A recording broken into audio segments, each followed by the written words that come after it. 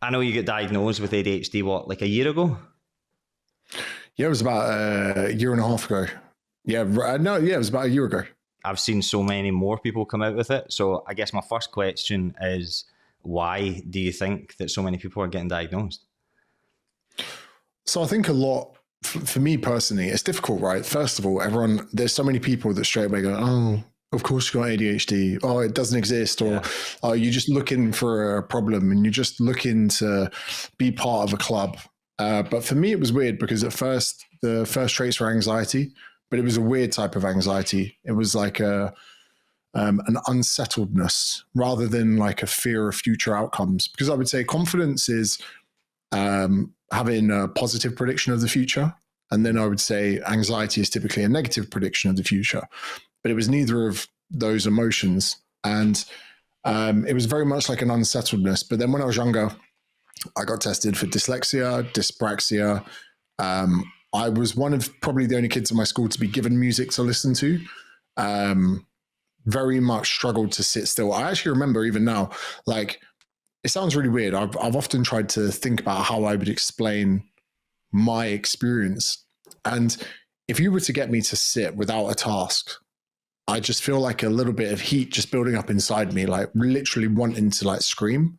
Like, it sounds like such a weird thing. It's like clusters of voices, but sometimes just wanting to like flip a table, just like, it sounds like really weird. You probably think I've got a mental problem. It's almost like bottled rage. It's me as well.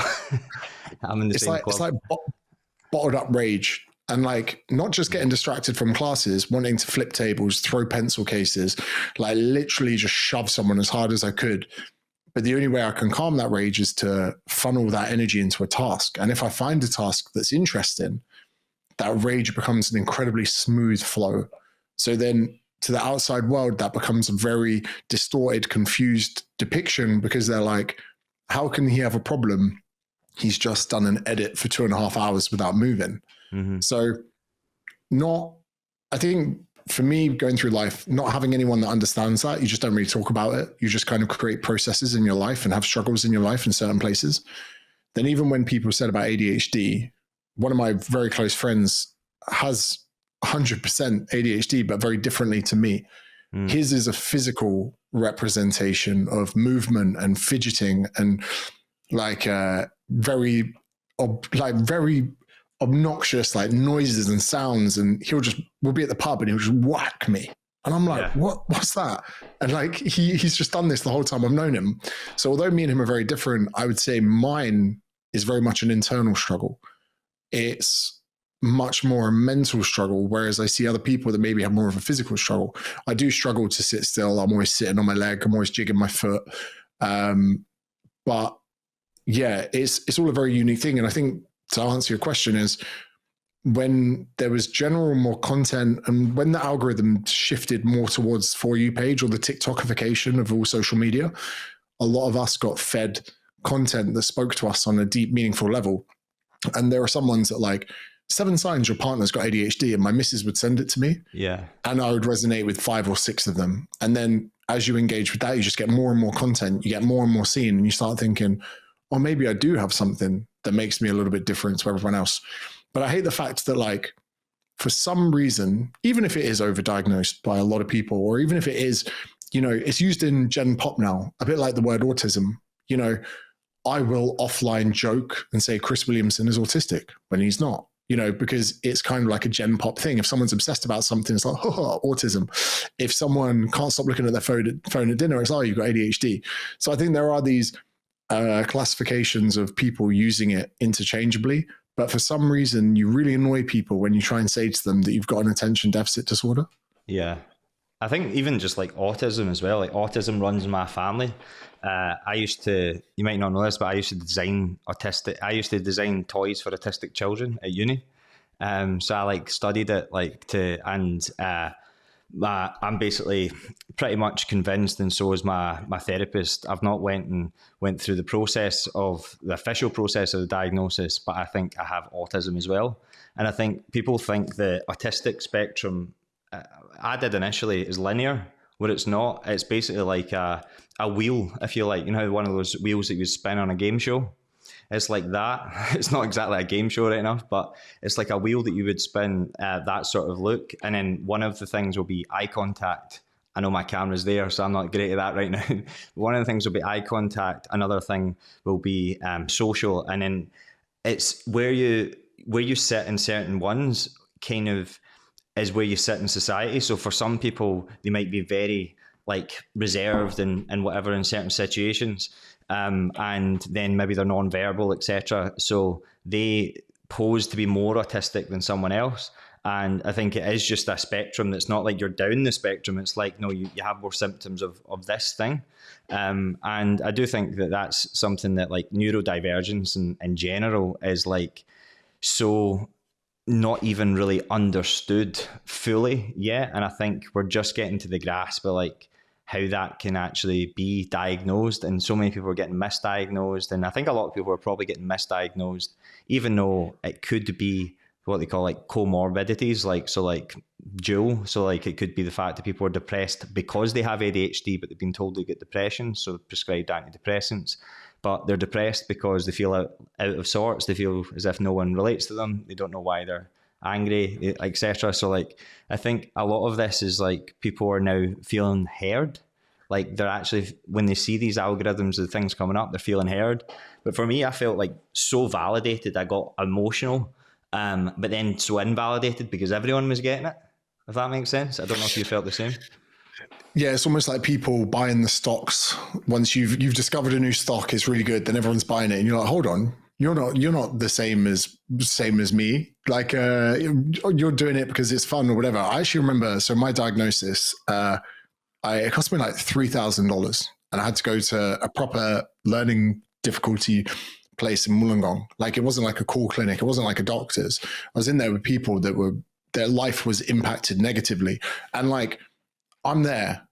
I got my nice house, got my nice car. I'm like, what am I doing here? And then I was, I'm kind of here for answers. And actually, before seeking the ADHD assessment, I started therapy, and I hated it. Like, did not enjoy it. Did not like the awkward silences. Did not like these questions. Didn't like that if I maybe used the wrong word, it was extrapolated. And they were like, deep down, I'm like, oh, maybe I used the wrong word. So when I went to do the test, got there, and the first assessment was 2 shapes on a screen, and I had to click a button. So I think it was like a small circle and a square, or a small circle with a bigger circle. And it would flash on screen, and when it flashes, I had to click. And if it was the wrong shape, I was not to click. And the woman said to me, she was like, oh, we're going to keep doing this until the test finishes. And I think the test was like 23 minutes. And I'm just sat there clicking and clicking. And at first I was super competitive. Then I was like, I'm going to top score this. Then I made my first mistake. And then after the first mistake, the rage came, and I'm sweating and the legs jigging. And I'm like, I can feel my heart rate and my blood pressure. And then I'm having this big internal conversation about, why are you so angry? It's just a game. Why are you so angry? It's just an assessment. Then I'm like, why have they made this test so long? This is fucking such a waste of time. I'm getting angry thinking about it now. Then at the end, the woman who did it, she wasn't like the clinical psychologist. She was like, oh, I don't think you have it because your score was so good. She's like, you went 17 minutes without making a mistake. And I was like, oh, okay. Went through to the next room, and it's where they put the nodes on my head. They got me to close my eyes, do mathematics and look at a painting. And then they had to go away and do the results of the test. And I went through and saw a psychologist. And she didn't have my results at this point, but she asked me a load of questions. And it was crazy. As we went through this list of questions that it was like 0 to 5, like 0, don't agree, 3, somewhat kind of so, 5, strongly agree. Mm-hmm. And I remember just being like 5, 5, 4, 5, 5, 5. And I was like, have they curated this list of questions for me? Yeah. And then when I could answer and I would explain to her like some of my idiosyncratic behaviors, that's when I was like, oh, this is what therapy must be like. Because I was like, yeah, I tend to do this. And she was like, okay. So I went away, came back. She had my results from the brain node. She's like, in the day 1, they were like, okay, we think you have ADHD. It looks very likely. When she came back, she was like, we can't tell you for sure because, we can't 100% like do a blood test to be like, you've 100% got it. But she was like, look at your brain scans here. She's like, your brain is most active with your eyes closed, and then your brain is secondly most active looking at a painting, and your brain was the calmest doing the mathematics. So when I closed my eyes, this is why, and then I said to her, I was like, it's weird, but even my missus does it now. I have to listen to a podcast when I go to bed. I can't sit there in silence. I don't know what it's going to do for my brain long term, but I have to, no, because it's like listening to a podcast is 3 out of 10 difficulty, but being left without anything to listen to is 10 out of 10, because then my brain wakes up. So like having validation for all of these behaviors that I had was so relaxing. But then I'll never forget when she said to me, she was like, you don't just have ADHD, you have anxiety. And I was like, oh, but that's not cool. I've always thought I'm quite a chilled person. And we got to the bottom of it. And I said it. She didn't tell me, I said it. I was like, oh, I suppose I kind of catastrophized the outcome of everything I'm doing to be a worst case scenario so that I feel motivated to do it. Mm-hmm. And she just said to me, she goes, that's not a very healthy way to motivate yourself. And I was like, oh, no, it's not. Mm-hmm. And it was interesting. We get to the end, and when it got to the medication side of things, I was like, no, like I'm not here spending $3,000 so I can try some pills that are going to make me concentrate. I'm just here to understand better. I'm just here to come home and let my shoulders down. And the time with the psych actually allowed me to come home and speak to my missus, my partner, my business partners.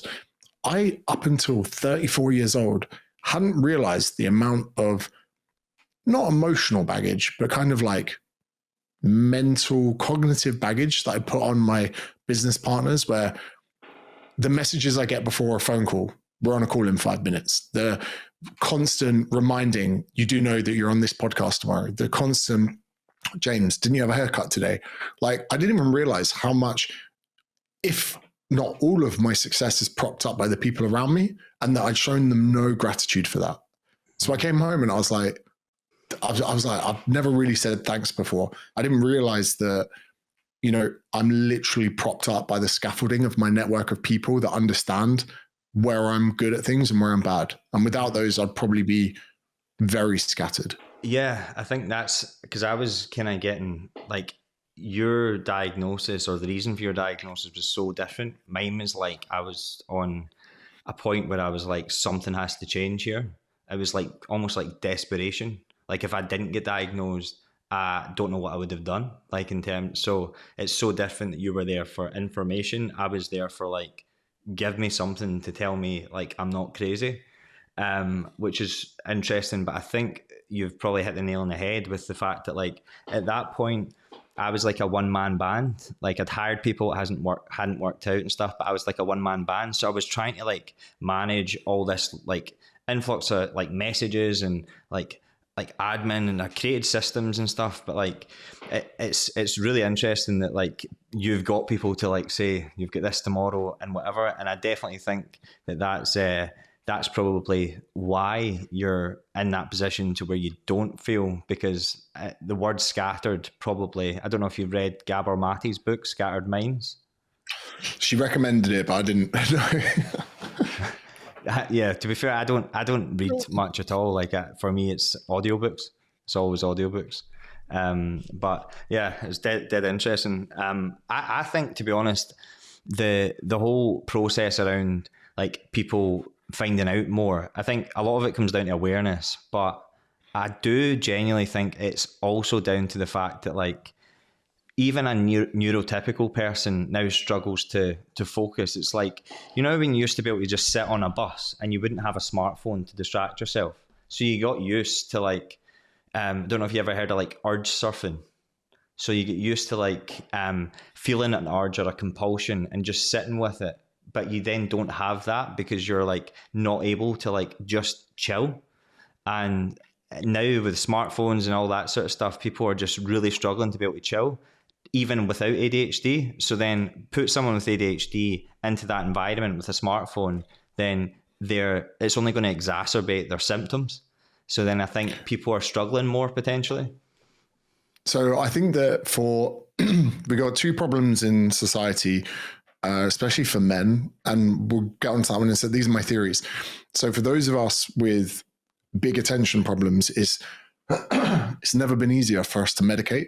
So I've come to realize that as I get older, my ability to tolerate extroversion gets to a point, especially if I'm sober, where I get to a point where I'm just done with people and I just want to sit at the end of the table and scroll on my phone, TikTok, Twitter, Facebook, whatever it is. And then that calms me.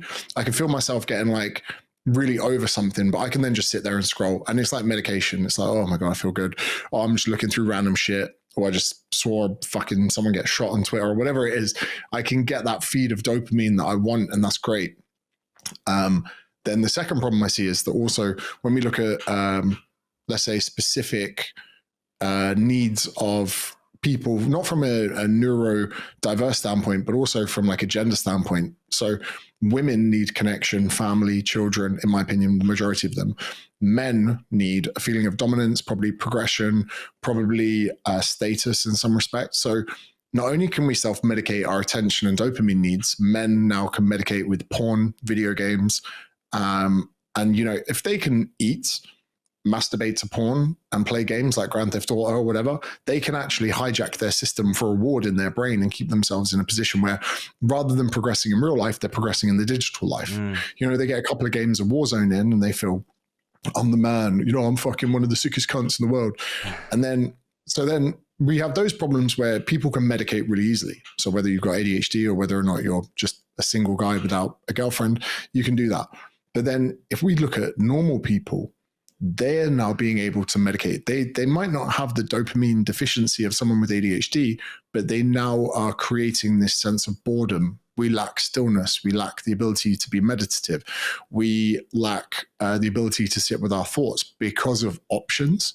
So then I think that even where neutral was before, that's moving. You know, like in politics, the spectrum's not the same. Being a centrist isn't what being a centrist used to be, because what the left have done to politics. And the same is where people that maybe don't have ADHD are now probably building up some kind of dopamine dependency because they can, because they are on the bus and they have options. Similarly to porn overtook men's lives when they had the option to do it. You know, before that, they didn't have a problem with it. But then when you introduce it and they get a taste of it and they do a bit more of it, it gets a little bit worse. So I think that worlds are colliding, which is blurring the lines between people with genuine problems and people without. However, I still think with that, let's say normal people and people with ADHD, their worlds are actually meeting in the middle and colliding.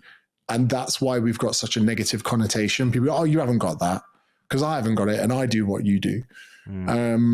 And I think it's a real popular thing where people will comment on videos going, that's not ADHD because I have that. Or every normal person has that. There could even be people that have ADHD that don't know they have ADHD trying to normalize ADHD as well. So yeah, it's one of these real complex, the weird worlds we live in where like so many of us would probably point the finger at social media and this dopamine chasing habitual process if it wasn't such an integral part of our business. Yeah. If we didn't make money from it, we'd be like, that's not healthy.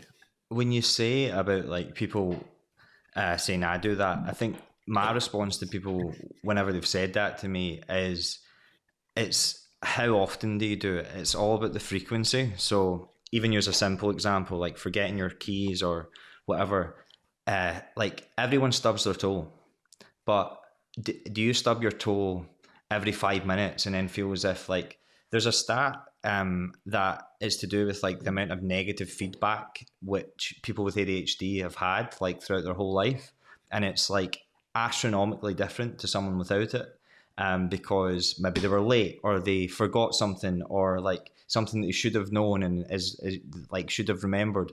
So like they're so much more likely. It's a massive like stat. I can't remember the numbers, but it's a huge like difference between if someone's neurodiverse or got ADHD to where they're going to be depressed, potentially suicidal, and it's all to do with that negative feedback, shame, etc. And it's very much ingrained into like who they are.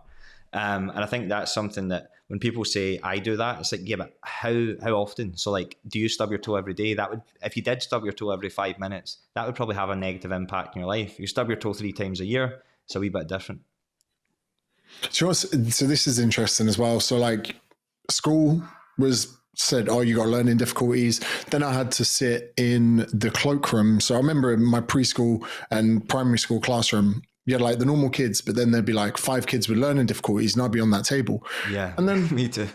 It was only when I was fucking 11 that I saw an educational psychologist, and my mum and dad were like, oh, so is he dyslexic? And the psychologist was like, his reading speed is like 2-3 years above where he should be. He's not dyslexic. He's not dyspraxic. And they even put in my report, your son is idle, right? So I was like, cool, I'm idle. I'm got a learning difficulty. You know, I'm just kind of getting brainwashed with all these things. So then I started misbehaving at school. So I'm misbehaving because I'm like, well, I'm not going to do well in the classroom. So what the fuck else am I going to do? Then I get asked to leave school. Then my prospects as like a 16-year-old was getting a BTEC in sports coaching. So I went to an agricultural college. So it was the only college that would take me at 16 because I got asked to leave school. So I'm at a college that teach grave digging, right? So we got grave digging, we got people on horses, we got people learning how to ride tractors. My mum and dad are dropping me there all the time. I'm lucky to get a BTEC. And then they're like, do you want to go to uni? And it wasn't even going to uni for a proper degree. I was going for a foundation degree in sports coaching, which is pretty much a top-up year at my fucking agricultural college. So at this point, I'm like trying to stay out of trouble. I had an incident when I was younger where I nearly went to young offenders. Then I've got all of this shit. But like at this point, I'm just trying to not fuck my life up. Then when I get into my 20s and become a personal trainer, if I'm perfectly honest, all I wanted to do was make enough money to get by.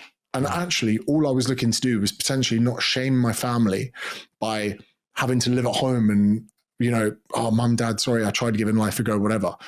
It was by pure fucking luck that as a PT, I took an interest into what I was learning. And I remember I started listening to podcasts on the way to and from driving to the gym, which was only 15 minutes. I remember listening to Lane Norton, Iraqi Nutrition, Sohee Lee, like all of these people. And how I got into an evidence-based like nutritional podcast, I don't know. Then I started reciting and learning all the things I was hearing. And then on the gym floor, I was like, oh, I'm learning. So I'm 24, 25. For the first time in my life, I've got a taste for learning because it had something that was one in line with my interests that would benefit me selfishly with my own composition, which I'd had problems with for years. But two, I now for the first time had a collision between knowledge learned and financial position. So then the knowledge that I was sharing with my clients was helping get results, but also people would just say, you should train with James because he really knows what he's on about.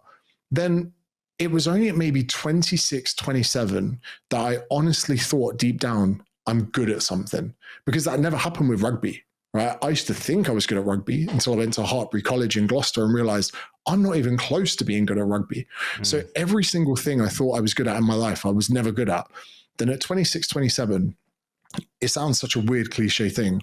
It was the first time I ever truly thought I could be good at something. And that's when I went all in on it. And, you know, everyone goes, oh, have you always wanted to be an entrepreneur? I'm like, no. Anyone, have you always wanted to be, you know, even social media with the following?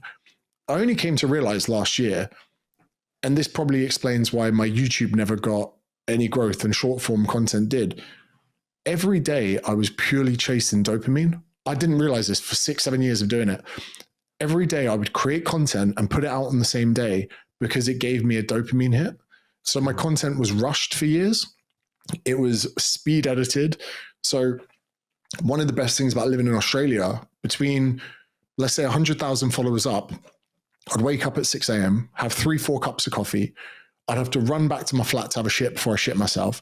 I would scour social media, find an idea, run upstairs, get my camera, sit on my bedroom floor, record a 3-minute piece to camera, cut out the gaps and post it at 8 a.m., which was 9 p.m. in the UK. I grew probably 90% of my following making content and posting it before 8 or 9 o'clock in the morning on the same day I woke up. And back then I was thinking, oh, I'm just trying to grow my socials. I'm trying to do this a business. I wasn't. Because when I posted that and the engagement came, this dopamine, it was like having a fucking orgasm, like first thing. And then I could relax. And then it would come through to the afternoon. And then I'd be like, what else can I do before the UK wake up? Oh, wow, there's someone selling fucking detox tea. Quick, get home, make a video about it. So like even the majority of my success actually just boils down to having this weird incessant need to get little highs throughout the day. that are linked. And the same reason I love video games when I was younger. It's all about getting a high score. And so much of the kind of growth and accolades that I've experienced in my life are just little games I'm playing with myself, trying to make myself happy. Yeah, I know. And it sounds a bit like open and closed loops. So I don't know about you, but like, see, for instance, if I finish and I go in to the kids and whatever to put them to bed, Kirsten, like my wife, can tell straight away if I've not closed the loops that I needed to close. And then it's like, right, we'll go close the loops before you go to bed, because it's like, it's just effect. Like, people can just see through, like, I've not got these loops closed. So like, when you've got an idea in your brain and you're excited about it, you have to do it, and you have to do it in the moment. Otherwise, it just kind of sits there and just like ferments almost in your brain. It doesn't really help until you actually get it done. So it sounds as if you were probably doing a little bit of that. So, Tay, my missus now, the mother of our child, she is the only woman that ever kind of just accepted it. So I look back now, and it was only when I came back from it, I was like, wow, so many women that I've dated through my 20s and even my early 30s, they misinterpreted that exact thing you were doing as me not caring about them. Yeah. Which isn't so true. It's actually me caring about something else more. And it's actually me caring about something else more so I can be normal again, and so I can be present again. So it sounds really weird where for you to turn to your missus and go, for me to be a good partner to you, I need to park you right now and go finish this task, because then I finish that task and I come back. But because I didn't know this was happening, I never communicated this with anyone that I was dating. And because I never communicated with it, they thought I didn't care about them, that they were second priority. Like, even for years, that same routine, wake up, 4 coffees, I would go to a cafe called Good One. This is for 3 years in a row. And I remember I was dating a girl, and one morning she's just crying. And I'm like, what the fuck have I done? She's like, you don't care about me when you wake up. You just have your things. You want to go for a swim in the sea. You want to do your emails. You haven't even asked me if I want to go for breakfast. And I was like, oh, do you want to go for breakfast? Mm-hmm. Like, the preoccupation of my mind to assess to my own needs can be portrayed very easily as being selfish, because in some respects it is. Mm-hmm. It is attending to my own needs so that I can be normal, so I can relax. And Tay now is incredibly patient with the same thing. She's like, go finish the task, go do your thing. And then when I'm finished, sometimes it takes me till 8 p.m. at night for my shoulders to drop. And I'm like, oh. And then she's like, come on, let's watch something on TV. And then the only time I can relax is through like exhaustion and pure productivity. If I don't hit those two things, I'm just hell to be around. Mm. And that's a hard thing for people to swallow, to say, oh, you have to do your work tasks, or even me, empty the Discord before you can have quality time with me. And I'm like, yes, but it's part of the deal. If you want to, settle down with someone that's creative, persistent, like, there's one thing we're not, and that's lazy, right? Mm-hmm. And yeah, even now it's become like a funny joke. Like, my missus isn't just understanding of the way I am, she's now supportive of it. And some days she'll crack up and I'm like, what are you laughing at? She's like, you've come home from training, you've forgotten your bag in the car, you've come up, you've chased the dog around the house, you've been talking to him in French, and now you're about to have a nap. She's like, it's been 7 minutes. And I'm like, oh, fuck. So now she's like, she's really supportive of it. I think if I came home with medication, she'd be like, don't take it. Mm. And it's so hard, or it was so hard for me my whole life to try and be that way whilst it was rubbing every single person up the wrong way. Mm. So yeah, like it's funny now looking at it, but for a long time it was, I was reading books on attachment styles. I was like, yeah. Have I got a fucked attachment style? And actually, I think have you read I do Attached? Yeah. And I do portray.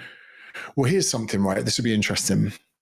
So one thing that I saw from a TikTok on ADHD, which is not the most educative way to say this, was when someone says, can we have a chat?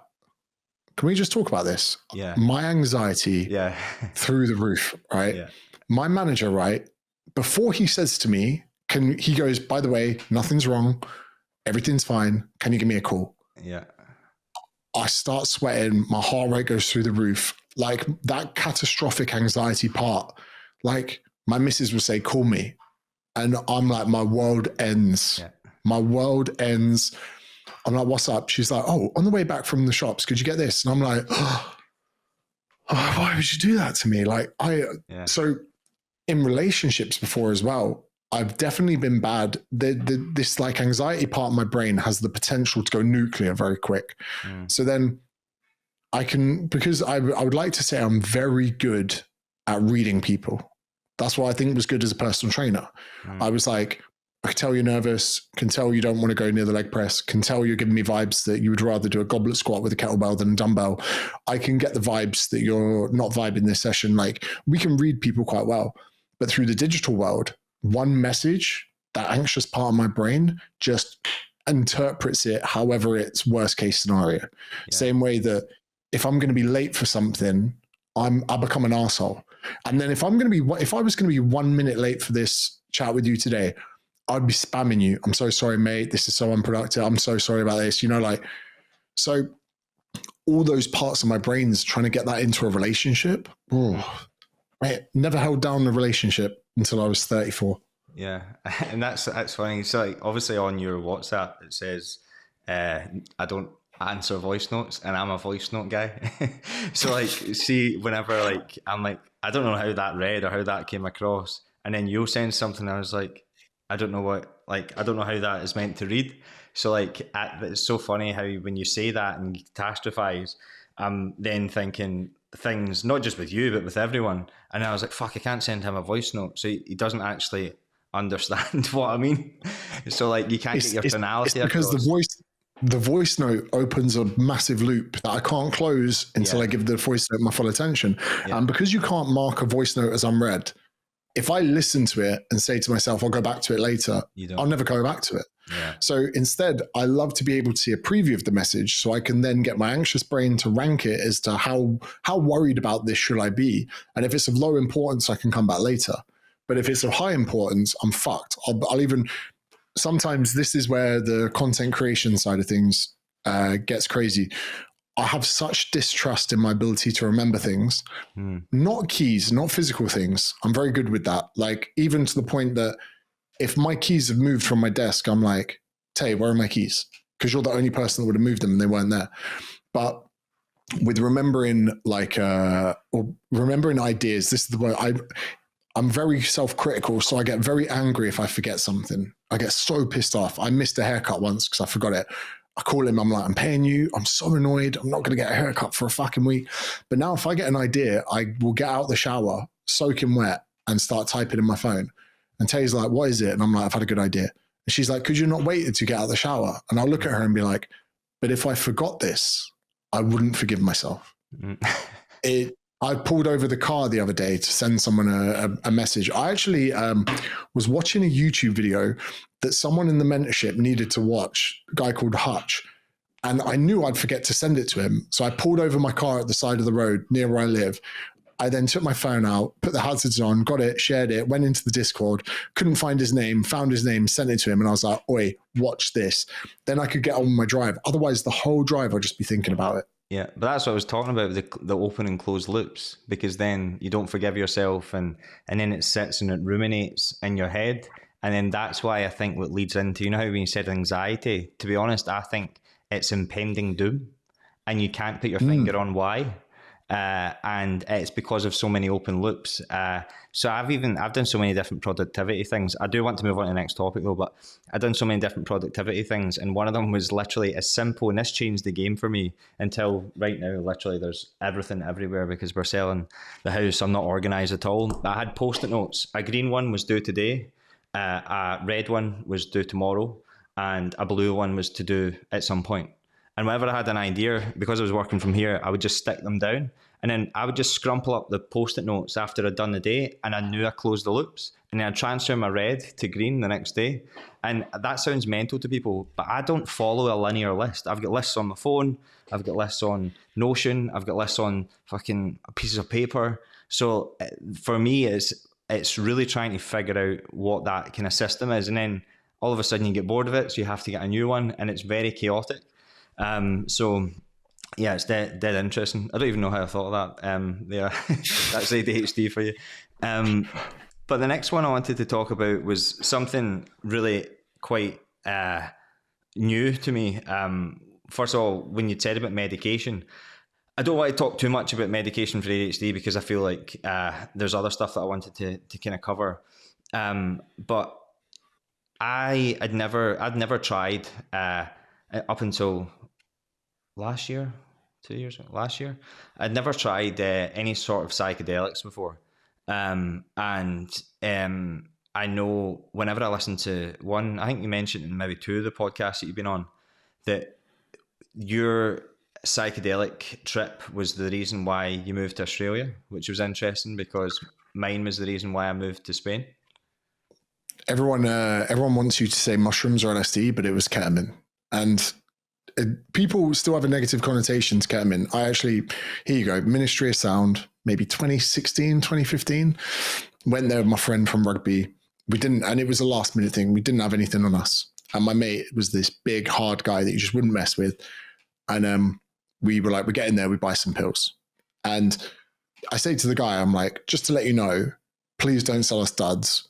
Not because of me, because of him. And he's going to be fuming and he's going to come find you. So we take these pills and they're duds. And we're like, oh, we've come to Ministry of Sound. I lived in Windsor, traveled like an hour and a half in. And then he bumps into one of his friends and they get like a key out. And I go, what's that? They go, it's ketamine. And I was like, no. Like, I've always drawn the line, like, not touching it. And my mate did a big bump. And as he did the big bump, I thought to myself, I'm going home on my own. These guys are going to have a great night. I'm going to have to go outside, get a cab, go all the way back to Windsor. I was like, fuck it. So I did a massive one as well. Never tried it before. And within 15 to 20 seconds, I turned to my friend and I went, I get it. Like, I get it. I always thought it was dirty. I always thought it'd be like MCAT. I always thought it'd be like something truly terrible. And I was like, this is before I'd ever actually done a psychedelic either. I was like, oh, this feels amazing. And then the only way I can explain this is in Ministry of Sound, even though I was still in the busy room, the DJ wasn't playing to a room of people. He was playing to me and everything just zoned out. And I felt safe. I felt comfortable. And like, you have all these emotions like, how is this illegal? How is this bad for me? You know, I was about to go to the bar and order 5 drinks. This is better than alcohol. And then I started thinking just about life, started thinking about the colors that they were using in the laser shows, started thinking about the music. I even started going to like an emotional journey of why this man that I've never met before created this piece of art. You know, that's how I was like, I was listening to music as art. And then even my empathy and relationships with my friend, I put my arm around my friend. I'm like, I'm having such a good time. You know, like all of the things that I would never portray on alcohol or cocaine. You know, I was like, wow, I'm having like a spiritual experience with my friends. And then I was like, how many other people are in the same place as me? Then what's crazy is you start thinking, wow, what a sad story that some people in here are just drinking alcohol. Like, you start feeling sorry for them. You're like, there is a world you don't really don't understand. Then the physical nature of the dance floor changed. And I nearly fell over. And my mate laughs. He goes, why, are you okay? And I was like, mate, I thought there was a step here. And then I was like, I'm on a dance floor. Why would there be a step on the dance floor? And that's the first time the dimensions of my reality had changed in front of me. And it wasn't scary. It was cool. And yeah, then it didn't become like a staple. But if there was ever an opportunity, MDMA was amazing. It made me feel emotions of love, but it always fried me a little bit. And it always took a long time to kick in. And there was always the risk of taking too much or not taking enough, which is just as dangerous, because if you don't take enough, you get to the point where you think you wanted to be at a certain place and you're not, and you do more. But then you run the risk of maybe you did take enough, but then you've tricked yourself that you didn't take enough. And yeah, like I'm in Croatia, and every time I've done ketamine, I felt like I'm on cloud 9. I'm feeling like pretty cool. Like, you know, your feet get a little bit sticky. But this one time in Australia, there was just this like internal monologue that was talking about my career, my future. What are you doing in Bracknell? If you want, like, James, do you take yourself seriously? Do you want to do well? If you want to do well, you've got to move. You've got to leave. And even there at that point, it was like, I was thinking about moving to London in my head. But my mind talked me out of it and was like, you need to go to Australia. And keep in mind, like a year before, I had a pretty cool relationship with a Norwegian girl. She lived in Norway. and she played rugby on the Seven Circuit as well. So we would be in Dubai, Copenhagen, Stockholm, Stavanger, like wherever we would be, we would just see each other. We had this like great relationship. And then she says to me, she goes, I really want to go to Australia. So if there was any part of me that wanted to go to Australia, I would have gone with her, but I didn't. I had no interest. So I said to her, she was a few years younger than me. I go, look, it's really important you go live your life, you go have fun. Like, I've got a career in the UK. I don't want to go to Australia. I think you can't stay. You have to go, blah, blah, blah. So she went. 6 months later, I had this experience and I was gone 6 weeks later. Like, it wasn't like I wanted to go and the ketamine experience made me go. I didn't want to go. And the ketamine experience convinced me to go. Yeah. And everything really that's happened to me has happened since that. So at this point, I had a couple of thousand followers. I was in a gym in Bracknell. You know, like since I touched down on Australian soil, every part of my career just went woofed. Like whether or not it's taken on a new persona when you're overseas, because that's what you can do, right? You can be anyone you want once you leave the country. When you situate yourself here, even like yourself in Spain, when you see your neighbors, they don't know you. They don't know your parents. They didn't watch you play football when you were growing up. They don't know a fucking thing about you. So you can be whoever you want. Yeah. And like, the way you present yourself, the way you act, the way you probably, I reckon it's even crazy. If we were to film you in secret, the way you might walk down the supermarket aisle in Spain could be different how you do it in Scotland, because the geography and the environment you put someone in does change who they are. Mm. So like, coming to Australia, it was like, cool. If I want to stay here, I'm going to have to work hard. If I'm going to get a visa here, I'm going to have to grow a business. Like, and it all stemmed from that experience. And some people can say, or ketamine, your horse tranquilizer, whatever. Mm-hmm. But it's just naivety to a different dimension of thoughts. Well, I think, because I, like for anyone listening, because when I said about psychedelics, mine was a very different experience. I had a client I'll not say for confidentiality reasons, but he told me about his experience with, and I don't think you've ever done it. I know you've smoked DMT, but the ayahuasca, and ayahuasca is like obviously like a completely different level of like people are scared of it. And as someone who's never done it, I never knew. And I can honestly say I think about it every day. Like from that moment that I took it, and I think it was so dissociative, and I can't even explain it. So for anyone that doesn't know what it is, it's basically a vine. So like there's a chacruna plant and vine, and then they have basically you can't ingest DMT, and then you have to have something that's an inhibitor first of all, an EOA inhibitor first of all, and then you have that. But for me, I had to stop taking my ADHD medication for 2 weeks. I couldn't eat any meat for 2 weeks. And then I flew to Spain, and it was a 4-day retreat where you then had to talk about all your experiences. So it wasn't like a Ministry of Sound sort of thing. So the setting was very different. And I think that's where people can obviously get misaligned with psychedelics. Like we've normalized alcohol, but alcohol is literally poison. Look at the type of person it makes a lot of people, including myself. Whereas with psychedelics, it's something that it's so dissociative and also ego dropping. So like your ego goes completely away. So the thoughts that you've maybe suppressed is like, I don't want to go to Australia or whatever. The actual real thoughts are there somewhere in your brain. And I think it just allows you to tap into them. So for me, I went again from probably a place of slight desperation of where my brain was at. And I honestly came out like a new person. The issue that I find with it is that I felt a lot of like, kind of weirdness around making money, what I was doing, chasing followers and whatever. And actually since then, I've lost about 30,000 followers, stopped posting as much because I felt as if I was so dissociated. I was so misaligned to then chasing something like that, which I actually don't think helped my business because there's people, I don't know, do you follow MMA, so you know Sean O'Malley? Yeah. I listened to a podcast that he said, and he was talking about ayahuasca, and because it was extremely spiritual. Like, you light candles of your intent and all that sort of stuff. And like, I never believed in God, and I still wouldn't say I believe in God, but like, it really made me see how much of like energy is just like, it was just unbelievably surreal. It was one of the most mental things I've done in my life. It wasn't enjoyable. I mean, there was parts of it you were in like absolute euphoria, other parts you literally, but it lasts about anywhere between 4 and 8 hours for 4 days in a row. You're not really allowed to go on your phone. You're not allowed to bring it into the ceremony room. Like, it's mental. But it really shaped my life. It shaped my demeanor. It shaped me as a person.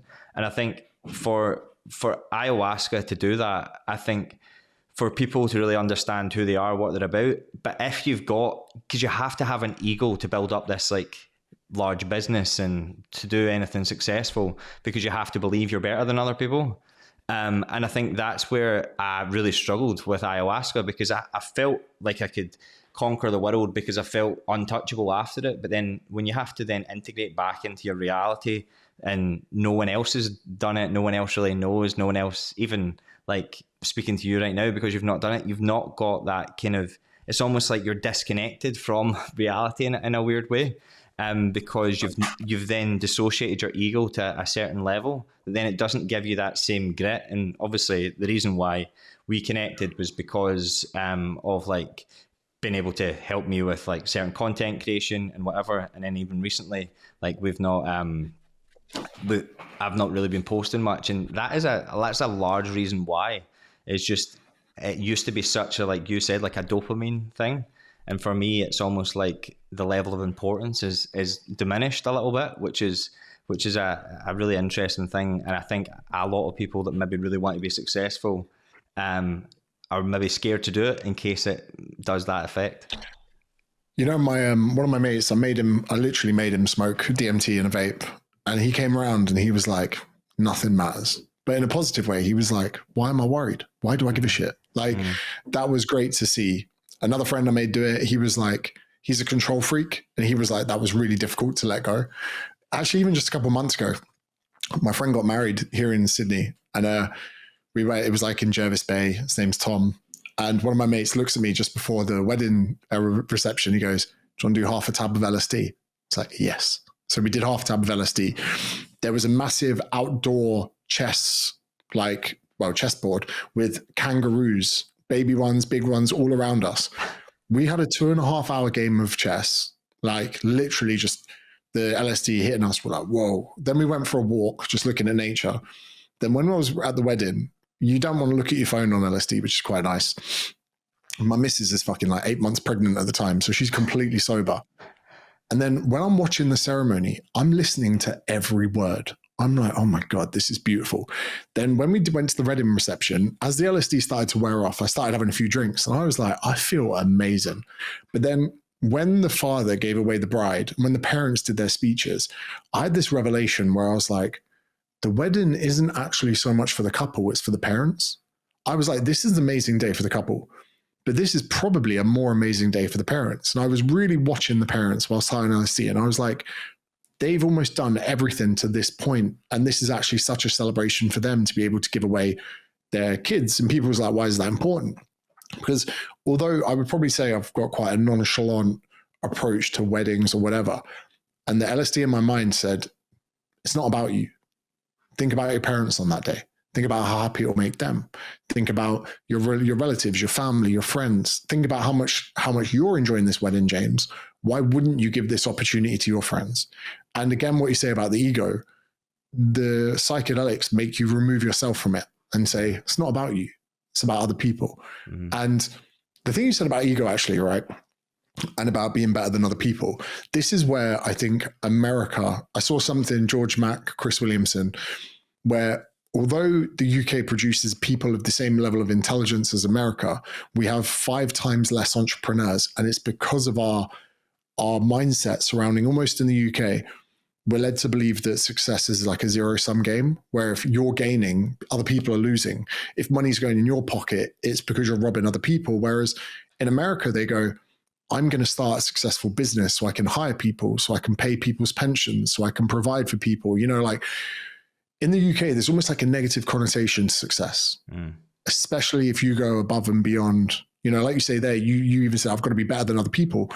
Yes, but the byproduct of that is that your partner can live better, maybe leave her job, that your kids can grow up, that you can live in Spain, that you can hire people, whether it's a contractor on Upwork that lives in Uzbekistan or whether or not it's your cousin who's a graphic designer. We in the UK have this really weird way where we are so oblivious to the people that we help in the pursuit of business, and we purely see profiteering as like evil. Whereas even with the money you make, half of it's going back into the government and putting fucking legal immigrants in hotels in Folkestone. You know what I mean? Like, the amount of money that you actually get to keep for your own selfish endeavors is such a small percentage.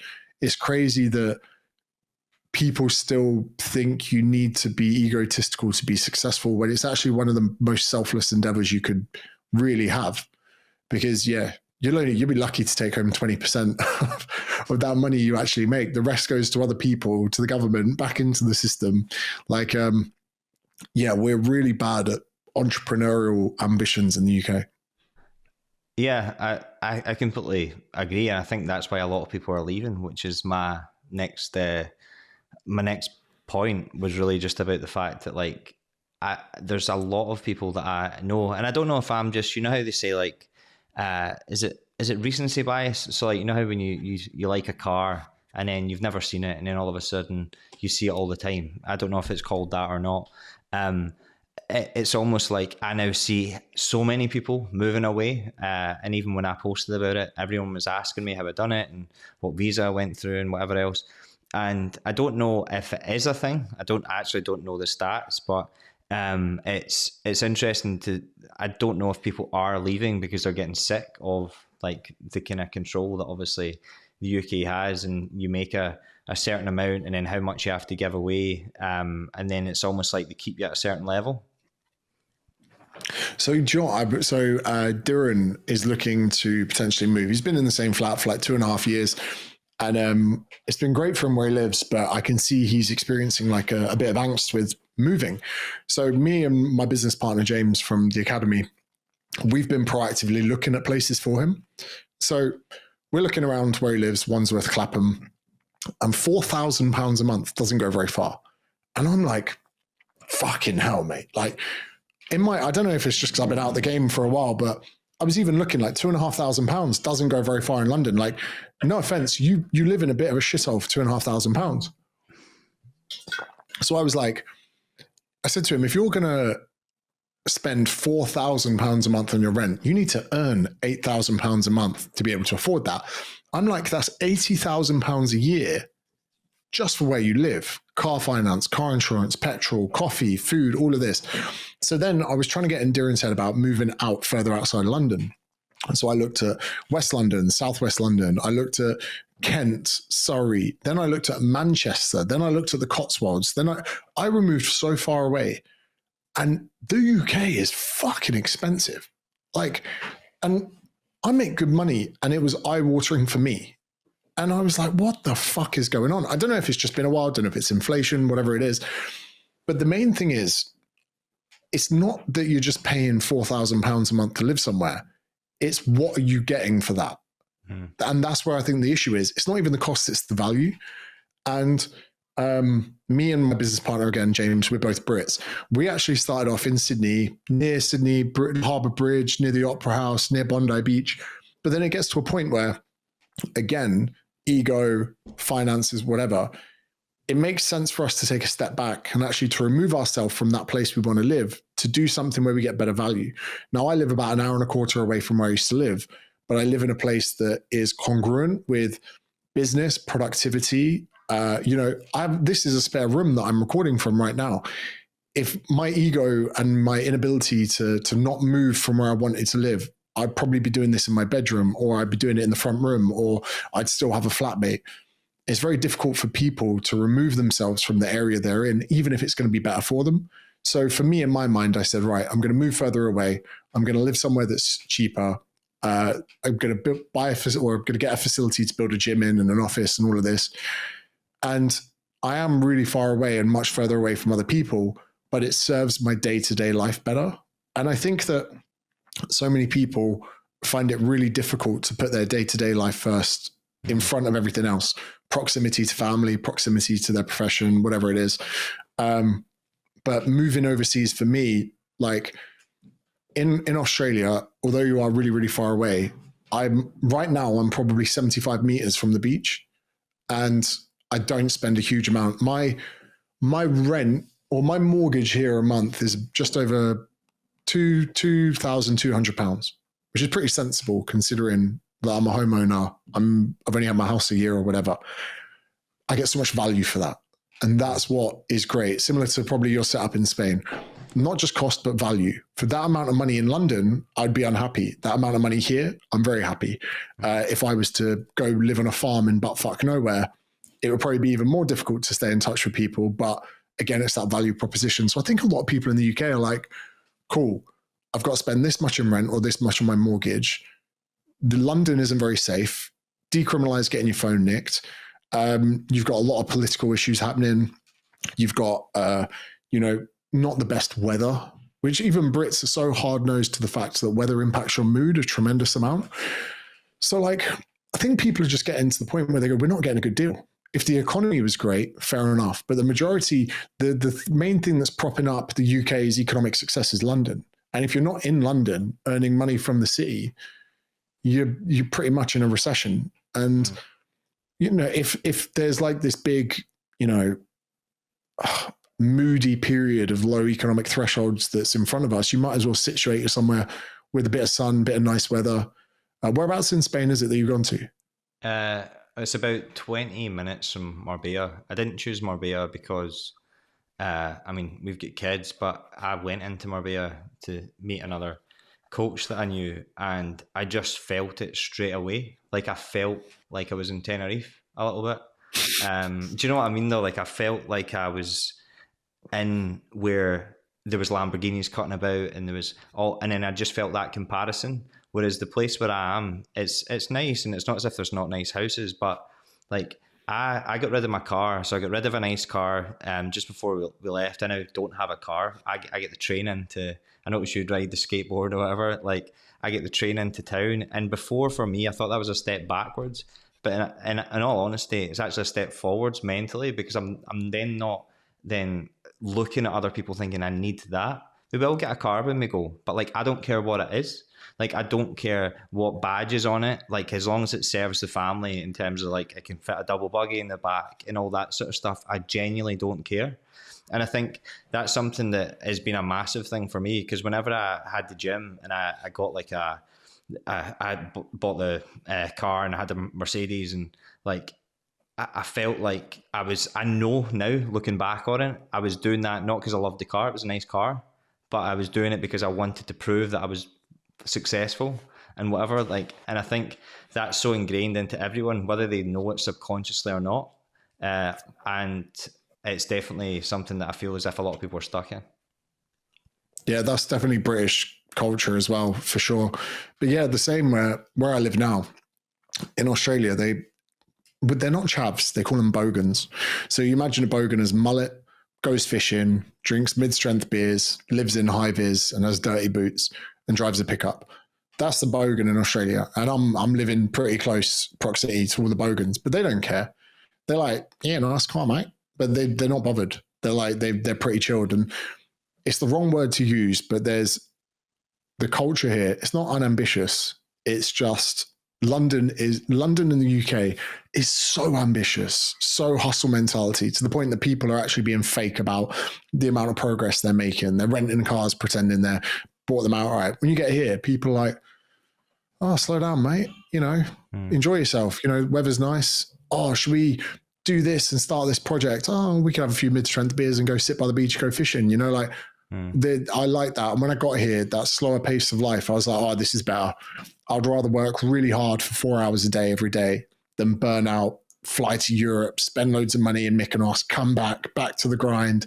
Not to mention the drug culture in the UK as well. A lot of beer, cocaine, go out, drug. Mate, Australia, there's no good drugs. When I got here, it's $300 a gram, so £150 for a gram, and it's terrible. So you go out on a night out, you make one bad decision and call the dealer, It's £150. You get it. You're like, that's not cocaine. Then they have sniffer dogs that come into pubs. So you're sat in a pub, sniffer dogs straight in, police sniffing around all the tables. If you've got it on you, if you haven't got a permanent visa, boom, that's you, court date, deportation. They sit outside pubs in cars, waiting for you to get in a dealer's car. If you get back out, put the lights on, pull you over, boom, deportation. So when I got here, like, even if I wanted to be a party boy, you can't party here. The nearest place to travel to is 6 hours away on a plane. Bali's 6 hours from here, right? The nightlife is terrible. The clubs, when I got here, had a lockout law. You couldn't get in anywhere after midnight. You weren't allowed shots after 11. And I fucking loved it. I loved it. I removed myself from like all that kind of like hustle mentality. Yeah. And then here you're like forced to chill. And Joe, I did a video the other day where I was like, the taxes here are fucked. The people aren't that ambitious. There's no connections. People never come via here. You're so far away from everything. The nightlife is terrible. You can't get any good drugs, all of this. And then I'm like, and I fucking love it. And I fucking love it. And because of that reason, it, like you say, it makes everyday life just that bit better. Mm-hmm. Yeah. Yeah. It's definitely really, because I do think that everyone that lives in the UK, every time I'd said about moving and going somewhere, they'd said, oh, that must be scary. But for me, it's been an itch I couldn't scratch. And then we got married, had kids, and it still never went away. And for me, the scary part is waking up 40, 50, 60 years old and being like, fuck, I just wish I'd done that. And that's why I'm just like, obviously I'm quite impulsive anyway, but it wasn't an impulse. It's been sitting there for so long. And to me, the risky part was just continuing the way that I was going here. And it's definitely something that, like, if people have that itch, like, I would go for it. Perfect. Right. Well, we're actually just on an hour now, right? So I'll finish off, unless there's anything you wanted to talk about. I'll finish off with 3 quick questions that I got asked. So, dad life harder or easier than you expected? Harder. 7 weeks in, but harder. It's fucked. Like I said to you before offline, I said, it's like when you're about to have your wisdom teeth out, everyone says it's not that bad. They know it's fucking terrible. They just want you to feel a bit better before your life's over. People before are like, oh, it's the most beautiful thing that can ever happen. Then the second you have the kid, they're like, welcome to hell. You don't you don't need to answer this, by the way, right?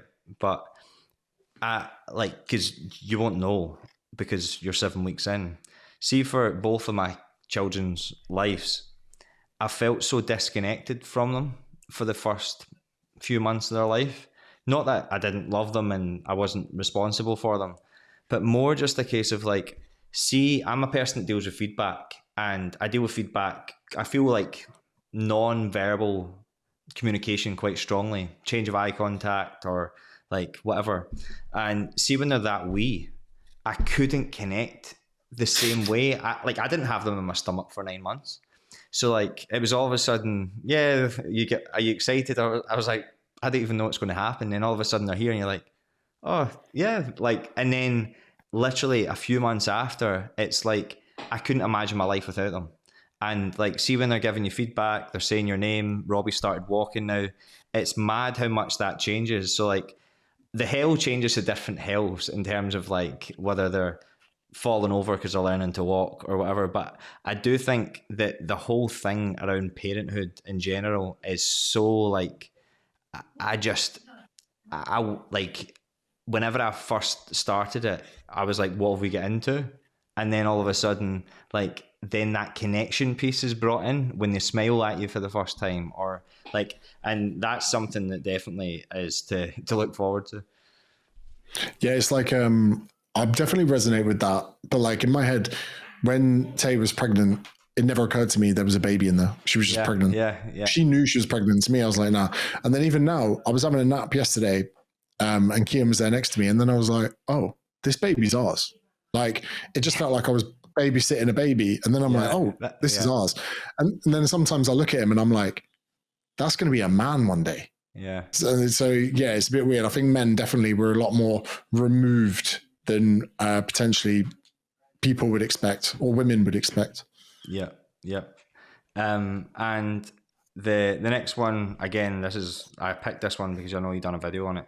Do you think, and I had to look up the word of this, Mounjaro and Ozempic. Mounjaro is a similar thing to Ozempic, I assume.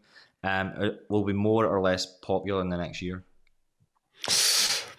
Do you know, I think the only thing stopping people from mainstreaming Ozempic is side effects.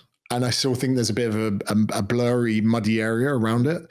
If they keep producing GLP-1 agonists with no side effects, it's going to be massive. I used it for 2 weeks. Mate, all the videos I did on it, I hated it until I took it. And then when I took it, I was like, oh, wow, this is going to change the world. To the point that now it sounds fucked. When I see someone morbidly obese, I'm like, let's kick that fucker in the back of a van and just jab him. And every week, just sneak up on this stranger and jab him. And it's only a subcutaneous injection into under the skin, right? So it's not even hard. You know, anyone with a little bit of a G up can pin themselves with it or use the pen or whatever. The crazy thing is, it requires no willpower. And like, you say that, but I'm someone that I kind of became a fitness person to deal with the fact that I have an insane appetite. I love to eat. I use eating to soothe myself. I'm very impulsive, all of these things. Eating's like one of the favorite parts. I struggle with dieting so much. It's been a 35-year struggle eating. And then when I took that, the part of my brain, you know, like the devil on your shoulder, oh, eat that, have that, it's just gone. But then there was a looming anxiety where I was like, you know, when a drug is too good, a bit like ketamine, right? It's so good. What's the bad part? Oh, well, it could crystallize and fuck your bladder and you will have to piss every time. Oh, there it is. You know, like there's a negative feedback loop to everything. Oh, caffeine's amazing, but I can't sleep. Oh, paracetamol kills the pain, but I've fried my fucking liver. Like whatever it is. So until we have true clarification on the side effects, but if they make another one that has 50% of the side effects, I think we're going to see double the amount of people taking it. Yeah, I guess anything that's exogenous is going to be somewhat rejected in some way from your body, even if there is positives to it, because it doesn't know. Even people like Mike Israetel from Renaissance Periodization, he's taking it in his cutting phase. Now, yeah, that guy. It's their prerogative, but like I don't think that should be the advertisement for people to lose weight. It should be more for people to get from one extreme downtrend. I think, yeah, but when we look at real obese people, it's the better of two evils. But mate, I can get it. I know the exact clinic I can get it from. I know exactly. I said to them, I'm 97 kg. I said, I'd like to be 94. That qualified me for it. I didn't even lie. It was $600. It was £300. I could either have 2 grams of cocaine or a bottle of Ozempic that could last me fucking 8-9 months. So like, it's there. And trust me, sometimes the little demon on my shoulder says, take Ozempic, get shredded, sell more memberships to your academy. You know, like what I mean, do a YouTube video, drop 10 kg in 10 weeks, make a YouTube video. You know, like the voice is always there. It's always fucking there. But it's about ignoring that voice. That's the really hard bit. Yeah, fuck, it's great. That's the problem. Yeah, 100%. Last one, I think we've not, but we'll keep it short. Why do people quit? That's literally the question. It's pretty open ended, but you can answer it however you want. I really like this is Gary V's. He goes, people overestimate what they can do in 3 months and underestimate what they can do in 2 years. Mm-hmm. And like, it all boils down to like incentives and expectations. So like, if I said to someone, do 30 minutes a day of this project, and in 10 years, you won't have any debt and you'll be free, they'll do it. But when people just go all in too hard. People, go to the gym 3 times a week. They're like, I'm going to go 5. And then they quit. Mm-hmm. Or, you know, people go, I'm not drinking alcohol anymore. And I'm like, oh, why not just reduce your frequency by 75%? People go, oh, I want to shred loads of weight. You're like, well, why don't we just try tracking food or eating do paleo or whatever it is. People try and bite off way too much. They're their own critic. I think it's called like the hot cold empathy gap, which is where when you're angry, it's really hard to imagine being calm. When you're calm, it's hard to imagine being angry. When it's hot, it's hard to imagine being cold. So when people are in this hyper motivated state where they go, right, I'm going to 1,000 calories every day for a month, it's because you don't know what it's like to be hungry. And then when you're hungry, you go, oh, maybe that's too much. I should do 2,000. So it's our inability to it's our inability to rationalize with another state of consciousness that we have within ourselves. So like, that inability that we have, like even weird one, in winter in Australia, I'm wearing a jacket and I look around and go, I can't imagine just walking around in a vest. And then in summer, I'm walking around in a vest going, how the fuck was I wearing a jacket here 6 months ago? We, on a constant basis, our brain is always struggling to imagine what the other side of the scenario looks like. And I think that if we were better than that, we wouldn't quit so much. Mm-hmm. And then I think the lack of guarantee probably as well. So like however many times you do it, whether it's social media success or whatever, like, and like anything that you do with that level of uncertainty, until you've done it, you're like, why didn't I just start that sooner? Why didn't I do what did they say? A 5-year goal is a 1-year goal minus the decision and the taking action on it and actually following it through. And it's definitely something that I think I try and remind myself of constantly. We'll finish the podcast up here, but if anyone wants to stay on, talk to James about some content creation, and then we'll get on to the content creation. Have you got time? Hey, they're all going to listen. They're all going to be nosy bastards, I guarantee it. Have you got time? Yeah, that's fine. I'm just making sure no one's died. I can always, we're good. I can always cut me bits of it. But so obviously, how'd you find that anyway? Yeah, nice. Good questions. Good, mate. It's going to be a nice episode people to listen to. It's going to be different to what they're used to as well, which is nice. Yeah. Are you going to get the podcast back up and going again? Yeah, I mean, I did ask you about this, and I think you said about the fact that I asked you about yours, and you were like, it's never going to be as big as Joe Rogan or Chris Williamson. So what's the point in doing it? But I think the reason why I like podcasts, it's not for that reason. It's actually for the fact that I'm obviously known for being the recipe guy because that's how I went viral. And I think I really struggled because when I went viral on TikTok, it was like 100,000 views, 1 million views, 3 million views. And people were noticing me on the street, and I'd go to different countries and people would say, oh, that's that guy. And then all of a sudden it just dropped, probably after my ayahuasca experience, because I stopped posting as much and I changed my content. I started talking about mental health and my daughter and all that sort of stuff. But, and people didn't really know that. And I've noticed that you've said a few times about reinventing yourself. Because obviously, whenever you went on, for instance, like Piers Morgan, or not Piers Morgan, Good Morning. Is it Good Morning or This Morning? And when they brought you in, obviously talking about I don't know if I've got this right, but the Gordon Ramsay of fitness and Sweeney and whatever.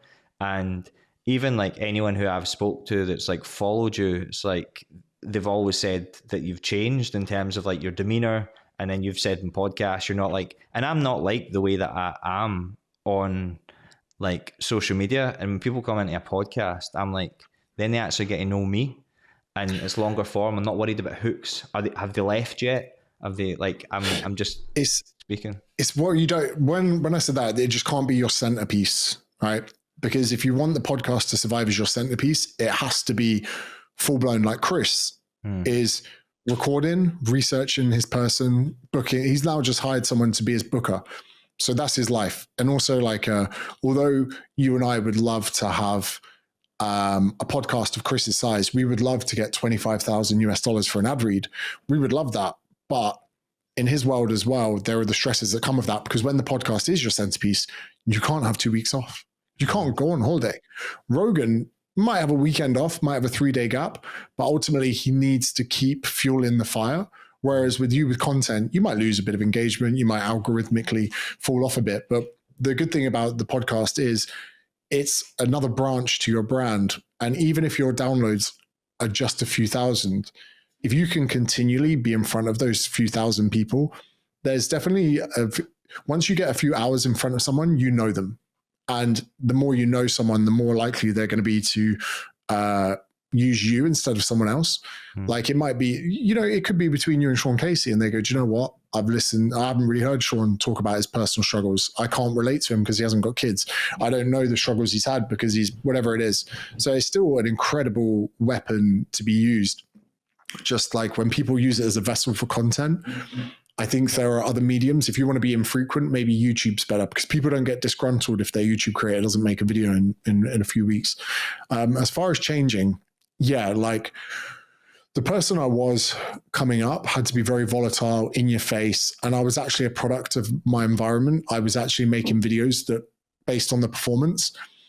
And then one thing that even I'm thinking about now is you can create like a subprime audience. This is one of George Mack's things that he says where, you know, like in the housing crisis, they were getting those triple Bs and branching them up as triple As. Like you were getting subprime mortgage bonds. Sometimes we could do that with following, right? If you just try and go viral all the time, you attract shit leads. Yeah. And then you try and bundle it up and go, I've got 1 million followers. This is great. But if 950,000 of them just want your recipes and never want to buy something from you, what's the fucking point?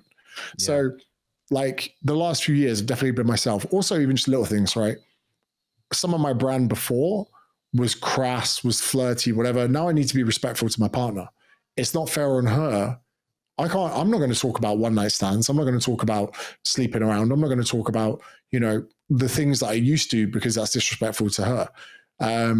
Other things as well, like volatility from legal standpoints. We used to get in lawsuits all the time, stuff like that. I'm a bit older. I'm a bit more sensible, but also I'm a bit more established, which gives me the you know, ability to slow down a bit. Emerging is the hardest part, man. Emerging. They say like a rocket uses 90% of its fuel, leaving the first 10% of the atmosphere. So yeah, 100%. I would say I've changed, and also now I'm in a position where I don't care as much. Probably the same as you. Like I just don't care as much. Like it's crazy. Sometimes I do get pissed off about it. I'll read comments of like people calling me a sellout because I made a drink, and I'm like, these have cost me £1,000 a can so far that I've drunk. So people are, £30 a case. I'm like, motherfucker, this cost me £1,000 a can. But yeah, I'm just in that position now where just don't care as much. And it is a bit of a superpower. We're not all in a race to see who's got the most followers.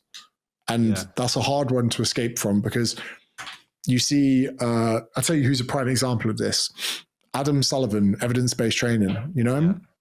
Yeah, well, I think he follows me, but he didn't message me back because basically I copied his idea of I'm getting t-shirts made. You know how you just get those like oversized t-shirts? And I thought I'm going to wear them in my videos.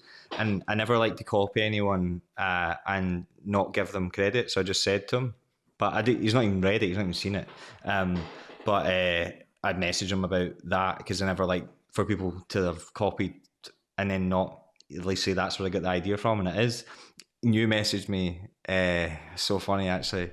You messaged me years ago because obviously when you were going viral, remember the wee things across the head that you had, and it was like the title. And I'd done something similar because I was like, well, if it's working for him, I'm going to do that. So then what I would do is I would tag you, I would tag my protein and whatever else, and I was like, at least that I'll get there. And then because I was tagging you, were like, why the fuck are you tagging me? So then I was like, oh, it's just because we've got similar niches or whatever. And then you were like, mate, there's other ways. And this is like on Instagram. I don't know if I deleted it before I joined up. But because I was like, fuck. And then I actually done a presentation at a different mentorship.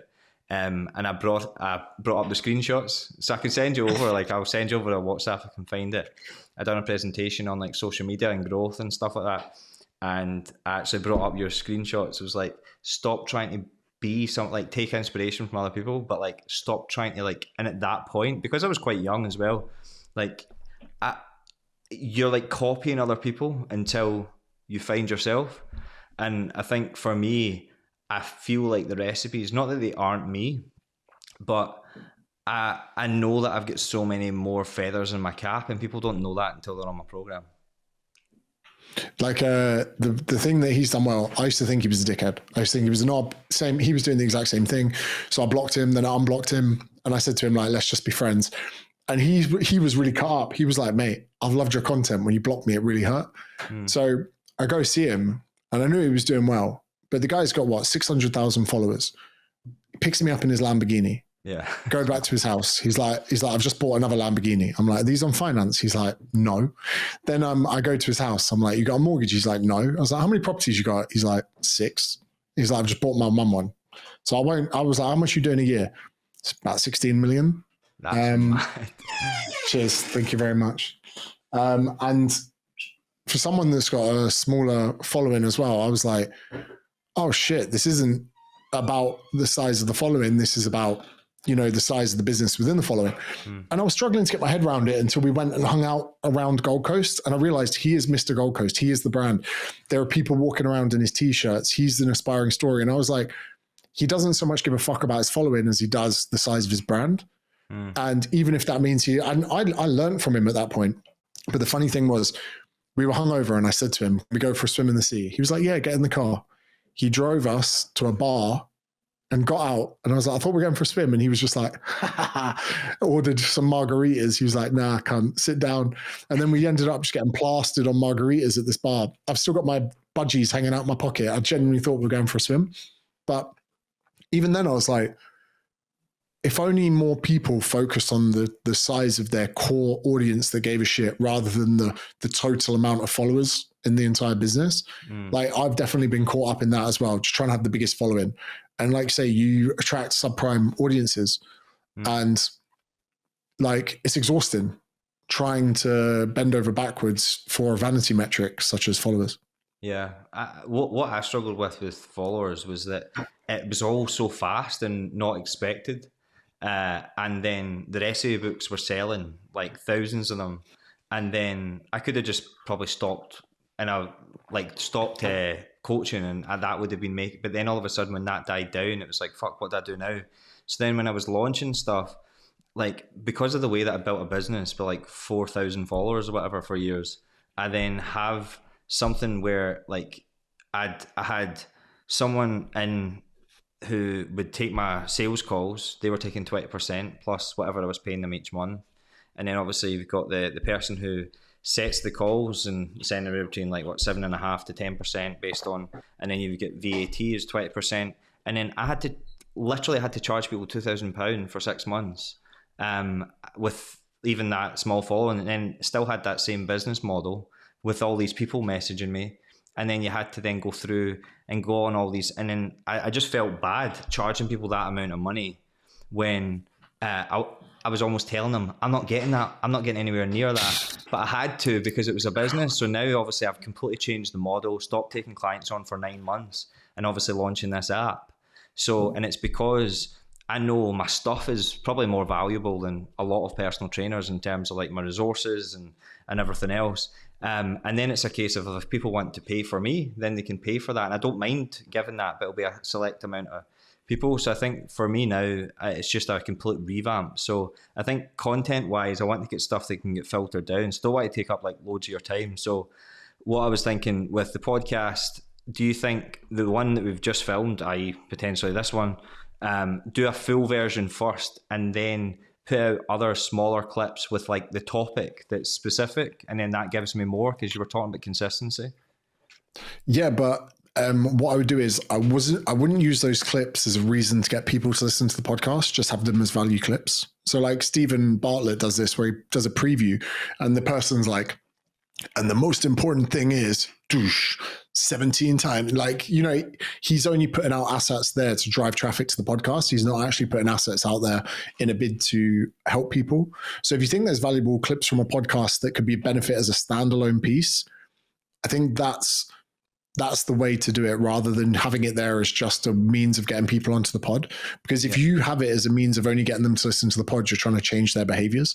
Yeah. Whereas YouTube is like, I'm focused on YouTube, podcast YouTube. And then if I put it on the Spotify and whatever, then fine. Because I think YouTube's the way to do it now. Then try and, if you can package it again, Chris Williamson, he actually goes into the podcast with 5 videos in mind. So he goes, right, this guest has done this, this, this. And if you listen to Chris Williamson closely, they'll get to the end of a segment talking about one thing. His next question has nothing to do with it because he's now setting up another segment. He's almost seeing his podcast as 5 videos that are 8 minutes long. Yeah, okay. He'll be talking about business and he'll be like, so the chimp paradox, tell me about that. You know, and you're like, whoa, where the fuck did that come from? It's because he now knows there's another segment. He's already got the title in his mind. So, you know, say I was doing this with you right now, say we were talking about business, I might look at my iPad in front of me and go, why did leaving Scotland change your life? Because then I've already thought of the packaging. I've got a picture of you, title, why leaving Scotland changed his life. Another title, why leaving Scotland benefited his business. Another title, you know, so they're always trying different ways to kind of package things. Yeah. Here's another hot tip for you on YouTube. So I sat down with the YouTube whiz this week, the A/B split feature of the thumbnails. So have you realized that now on YouTube, you can upload 3 different thumbnails? Only yesterday. So he doesn't think that's too accurate yet. So he uploaded the same thumbnail 3 times. Instead of doing an A/B split, he did an AA split. And it said that one thumbnail was like majority winner. So I don't think that is quite there yet. But there's also a website called, I think it's called thumbnailtest.com, where you can choose several titles and several thumbnails, and it manually changes them for you. So you can say you have 3 thumbnails, 3 titles. It will, over the course of 24 hours, change the packaging and then give you the results on what the click-through rates were, but then also not just what they click, the average view duration, because one thumbnail might attract less people, but they might watch 20% more. Right. Yeah. The art of packaging is crazy. But yeah, 100%. Clip it up, put it on there, see how it goes. So potentially, because I've basically put before IFS, this is what I want to do. So technically that first one could be like 4 to 6 videos. Like this, basically this. Second one, I want to do a solo one on ayahuasca and my experience with it. So I don't know. Do you think that's... Yeah, 100%. And be like, again, because of the positioning, you could put my experience with ayahuasca, but then people that don't know you won't relate to that.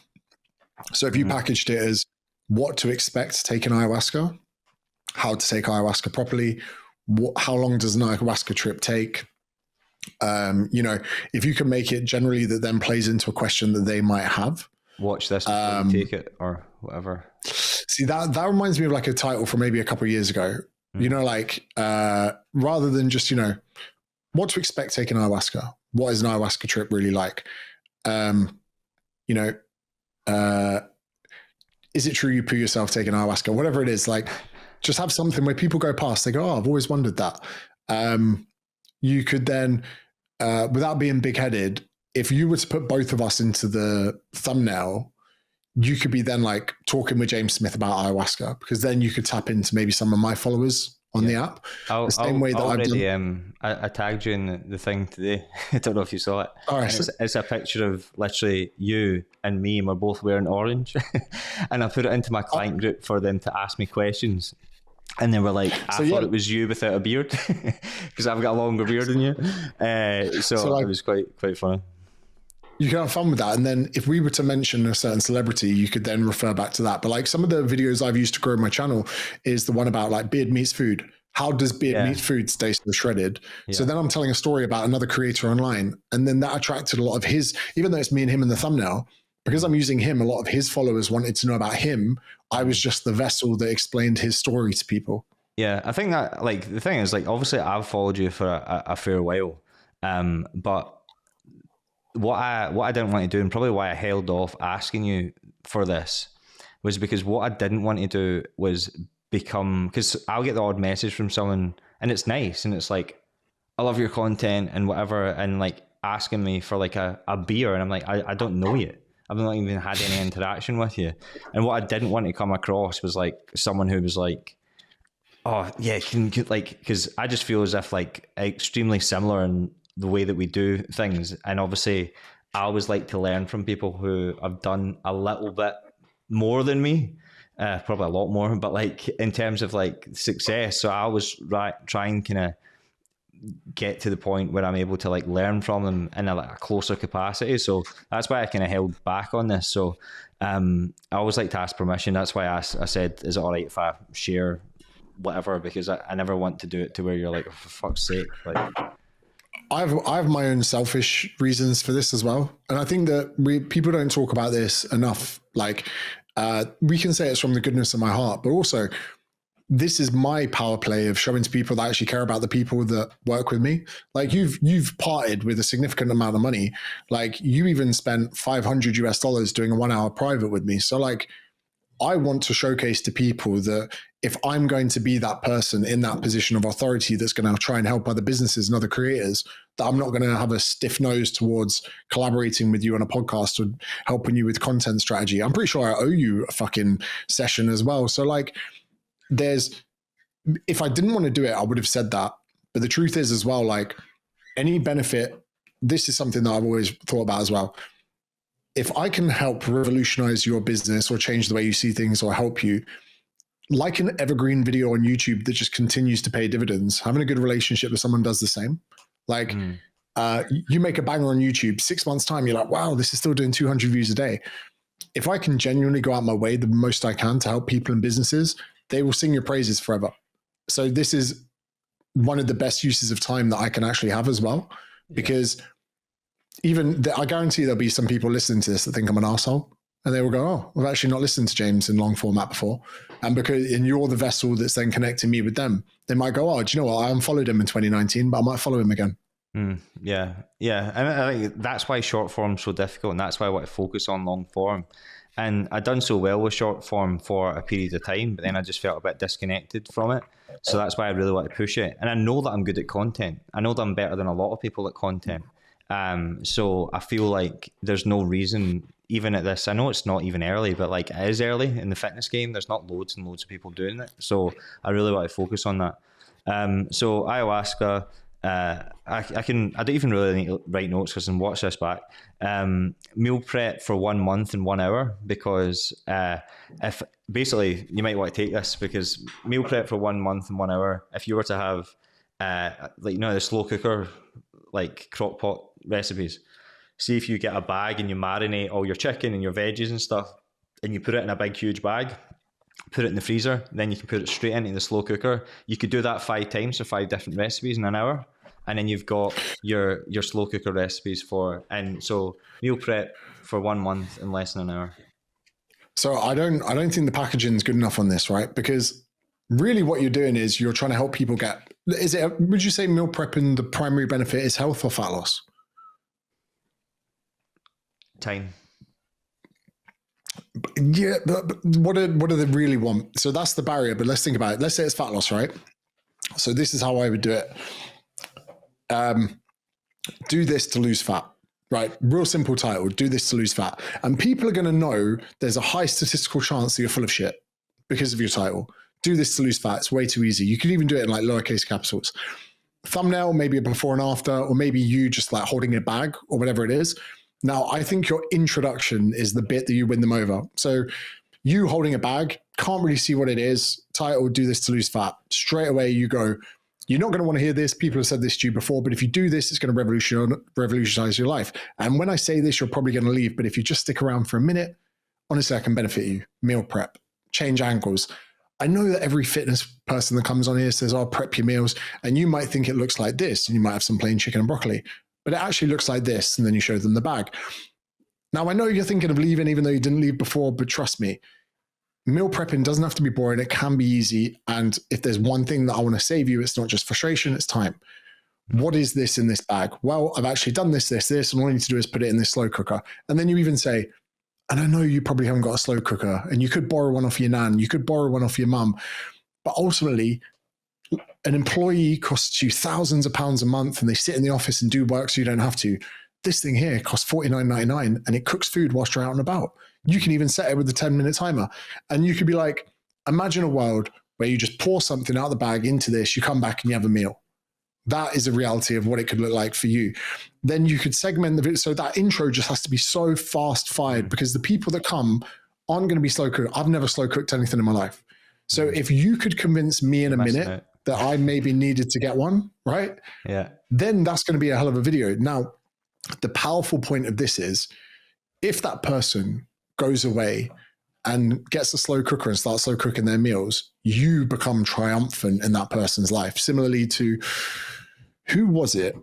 Chris Williamson again told me about the 8 Sleep mattress. You know about 8 Sleep? I've listened to his podcast and I've seen him advertise it. He tells me about it. Or is it someone else who's advertised it? He does. I think he talks about it. I'm not sure if it's a paid one, but fucking hell, mate. Like, I wasn't sold. I looked on the website. It was $2,500 US for a mattress cover. I was like, this is insane. But then there was a 30-day money back guarantee. So I bought it. And then my manager says to me, oh, they offered to send you one for free. I'm like, you fucking bastard. You tell me now. We love it. Like, we love it. Like, to the point, I want to open my window and scream out, A-Sleep is the fucking best thing in the world. Now, every time I get in it and I'm on it, I think about Chris. He's the one that put me onto it. I think where my life would be if he hadn't have told me that. You get to do that with the slow cooker, with the air fryer, with the recipes, with putting food in wraps, with whatever it is. If you can revolutionize just a tiny part of someone's life, they remember that forever. So the slow cooker, the way you package it, that video is do this to lose fat. Then if they do that, and it does help them lose fat, they're going to send people to that video. They're going to share it with their friends. They're going to become a salesperson for you. They're going to go, someone's going, what's that? It's a slow cooker. Oh my God, you've never used a slow cooker. Me now, even though I've had the A-Sleep 3 months, I'm like, oh, you sleep on a normal mattress, peasant. You know, like, so you have the opportunity there. But if the packaging is, if you put meal prep, people don't want to hear that's the solution. You know, like if you did a video going, this is how therapy can help you, I don't care. But if you went, this will improve your mental health, and I click on it, you go, look, you're not going to like to hear what I'm going to say, blah, blah, blah, but this is how therapy could help you. I'm like, damn it, that's not what I wanted, but I'm in. So yeah, what's the next one? But does that make sense? So the packaging has to be... Because that's what I'm struggling with, is the packaging. It's not the content creation. And then that's stopping me. That's like paralysis before I even start, because I don't know how it's going to be packaged. So that makes sense. Even the Ozempic video, I didn't put Ozempic in the title. I said the miracle fat loss drug I had to stop taking. So people are like, what is the drug and why did he need to stop taking it? There's 2 reasons as to why they want to watch the video. Then in the intro, I go 4.7 kilograms in 2 weeks, 4.7 kilograms in 2 weeks. So why did I have to stop? So straight away, they're like, fuck, I need to watch this video. Yeah, I could do the same with my ADHD medication. I took too much of it because they just put me up and up. And then I lost, like, not deliberately, like 30 something pounds in a few months. So that could be how I lost 30 pounds by accident. Yeah. You know, and again, then you just say like, I'm not recommending you do this, but this work. And then the mechanism of action, why did it work? What can we take from this? How can you do this without taking the drug? How can you lose weight by accident? Like, yeah. Okay. What's another video you're thinking about? 100 pull-ups per day for 30 days. Or other quirks like that. So the video idea, I like how it's what will happen if you do 100 pull-ups, but I think there has to be precursors to this. How to do your first pull-up, how to do your first 10 pull-ups, how to do your first 50 pull-ups, how to, you know, like there's a whole series here. Like how many pull-ups can you do unbroken? I've not really tried, but maybe 30. That puts you into the fucking top 0.1 percentile of people in the planet. Chin-ups, like how pull-ups maybe 20. So like underhand versus overhand. Mate, even geared out my eyeballs on 500 milligrams a test, the most I ever hit was 15. Right? Like, so you're already thinking about 100 a day. People want to know how to do 1 or to do 10. Even I guarantee my chin up and pull up technique isn't right because my progressions are so slow. Like, there's so many points of action I think you should get to before that. Do you know how many dudes would kill to do 10? This is how you get 10 pull-ups. That video I think is better because 100 is so far. Like, I don't want to know how to fucking get a Ferrari. I want to know how to be able to, you know, buy my next dream car. Like most people would 5K. Have you know, couch to 5K? So like 1 to 100 pull-ups a day, like the journey, like, so like couch to 5K, like that sort of idea. I would start smaller because let's say you do road to 10 chin-ups, see how it does, right? Because the education, let's imagine a cohort of people on the planet. 90% of men would love to get to 10. 10% of men would love to get to 100. Sorry, dog. Sorry. So I think play the bigger picture. You know, if you say how to run your first marathon, I'm like, no thanks. But if you were to tell me you could get me to do a 45-minute 10K, I'm all ears. Yeah. Okay. So like, yeah, I would definitely play into Mate, if you did a video on how to hit 10 chin-ups, I'm watching it. Yeah. If you made a video to Road to 100, I probably think it was made for fucking David Goggins. Yeah, okay. Let's fire through these then, because I still want to obviously do your thing too. Weekly vlog type clips. I noticed you've done a few where you're driving in the car, but then at the end of it you have a talking head. So then you have a talking head, which is the topic. So like have the topic as a thumbnail, but then maybe just start off like, so if I'm just vlogging my week, whether it's here or moving house or in Spain, but then I could have one of them a week that then I just then sit down for 5 minutes and do a specific topic, but there's also a bit of vlog nature to it. So a good person to watch for this is, you know, Matt Armstrong, the guy that fixes cars. Have you seen him on YouTube? I think, yeah. Did you send me him potentially? Unbelievable. But what he does is he has a Mark II channel, a smaller channel, and on there, if he's got loads of collated clips that aren't really anything to do with it, he'll find one thing to package it as. So he went to the Formula One this week and he tried to sell the head of the FIA his Rolls-Royce Mansouri. So his title and thumbnail is, I tried to sell the president this Rolls-Royce. But if you watch the video, it's a vlog. And at the end of the vlog, he does that. Yeah. Okay. So again, it's a packaging thing where if you want to have a vlog, just make sure there's let's say you're like, I don't know, I had a diving bomb competition with my kids, right? Let's just say that's it. You could then be like, today we're going to Marbella, we're doing this, we're actually going to visit this gym. So they're taking on this story. Then at the end, you have a diving bomb competition with your kids. Yeah, okay. If you just say vlog day one, it's not very clickable. Okay, but fair. Yeah. Again, packaging. Yeah. Again, reality of ADHD and why everyone's getting diagnosed. But I was thinking, even just from that, do you think I could have like even like an intro and then have like a clip of what we were talking about, or just have the clip? Now, I would say intro is really good for this because you get to set it up. You could be like, why does it seem that everyone's got it? Why is it overdiagnosed? Should you be taking medication? What does it feel like? Or even there could be like, what does it feel like to have ADHD? You could then talk about it a little bit and go, here's a clip from a podcast I did with James Smith. Yeah. Enjoy. Then at the end, you could even be like, I hope you enjoyed that. If you have any questions you'd like to ask, please use the comments below. Yeah. 7 ways to, you know, the one that I sent you, the flexible diet and lifestyle guy. And then he's got like his recipes, which I've got so many of. 7 ways to like do XYZ, meal prep, have pizza on a diet, slow cooker, but then have just that, like the thumbnails of the food.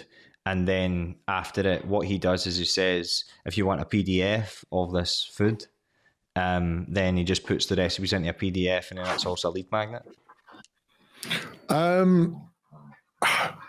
So I would probably pick something, even with a similar thumbnail to the one you sent, maybe like how to stop eating out, how to stop having takeaways, how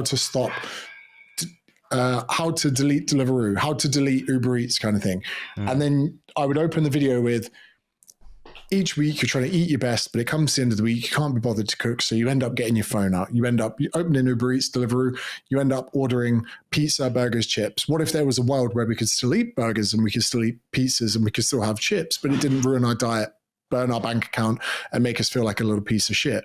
Introducing a flexible dieting approach where we fight our cravings head on by planning, strategizing, and cooking the exact foods we want whilst getting to win at the same time. What do I mean by this? Here's the Domino's pizza, 2,000 calories. Here's a homemade one, 1,100. Is this as good as Domino's pizza?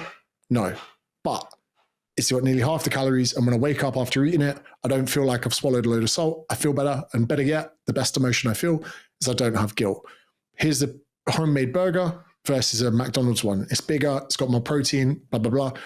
Go through it and then be like, if you want me to send you the exact breakdown of how to produce these foods so that you can stop using Deliveroo, you can stop wasting your money, and you can stop eating these foods that make you feel guilty, then there's a link in the description. Feel free below. You know what I mean? Like, so really the hero of that story is you stopping people from wasting money on takeaway, because that's their pain point, right? Yeah. The pain point isn't that they haven't got like a flexible dieting plan. The pain point is they're ordering too much food. The second they buy from Deliveroo, they feel like a piece of shit.